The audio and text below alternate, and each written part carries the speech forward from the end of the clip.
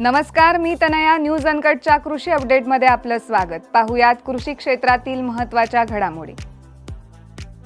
जालन्यातील शेतकऱ्यांची गहू, हरभरा, ज्वारी इत्यादी पिकं आधुनिक यंत्राच्या सहाय्याने काढण्यासाठी लगबग सुरू झाली आहे. मजुराचे दर दिवसेंदिवस वाढत आहेत, तसेच ते शेतकऱ्यांना परवडत नसल्यानं शेतकरी यंत्राच्या सहाय्याने गहू, हरभरा, ज्वारी काढण्यात व्यस्त दिसत आहेत. आधुनिक यंत्राच्या सहाय्याने पीक काढण्यासाठी शेतकऱ्यांना एकरी 2 ते 3 हजार रुपये दर मोजावे लागत आहेत.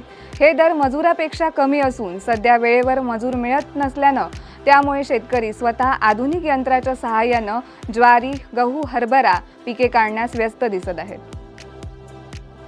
पुणे जिल्ह्यात मागील काही दिवसांपासून उन्हाच्या झळा तीव्र झाल्या आहेत. त्यामुळेच धरणातील पाण्याची मागणी वाढली आहे. हुतात्मा बाबू गेनू सागर डिंभे धरणातून उजव्या कालव्याला पाणी सोडल्यानं आंबेगाव आणि शिरूर तालुक्यातील 45 गावांतील शेताच्या पाण्याचा प्रश्न सुटणार आहे.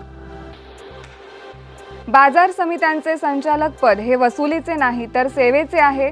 संचालक पदावर काम करताना शेतकरी व अन्य बाजार घटकांच्या हितासाठी काम केले पाहिजे, अशा शब्दांत पुणे बाजार समितीच्या संचालकांची कान उघडणी पणन मंत्री जयकुमार रावल यांनी केली आहे.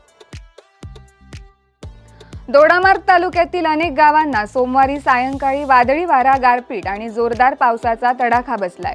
यामध्ये 50 एकरपेक्षा अधिक क्षेत्रांवरील केळी बाग जमीनदोस्त झाल्यात. या भागातील काजू पिकाचेही अतोनात नुकसान झाले आहे. दरम्यान जिल्ह्यात ढगाळ वातावरण असल्यानं त्याचा आंबा, काजू या पिकांवरतीही परिणाम होत आहे.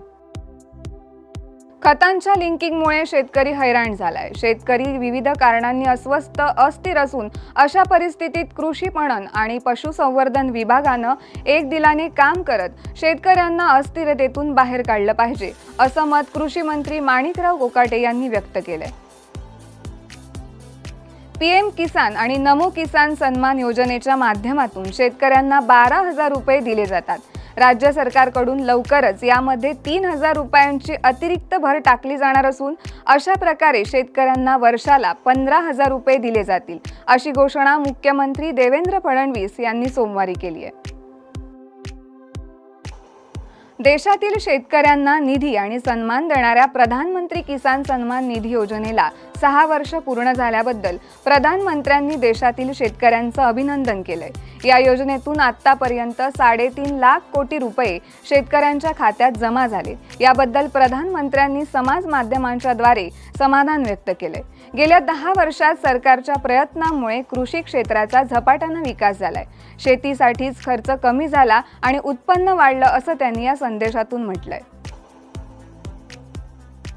कृषी क्षेत्रात कृत्रिम बुद्धिमत्तेचा वापर बारामती स्थित ॲग्रिकल्चर डेव्हलपमेंट ट्रस्टने Microsoft, Oxford, Bill Gates Foundation यांच्या मदतीने प्रभावीपणे सुरू केलाय.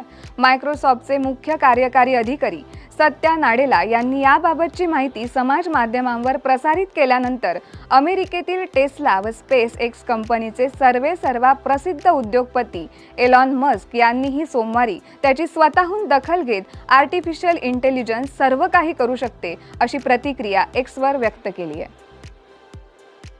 या बातमीसह वेळ झाली आहे इथेच थांबायची. तोपर्यंत पाहत राहा न्यूज अनकट.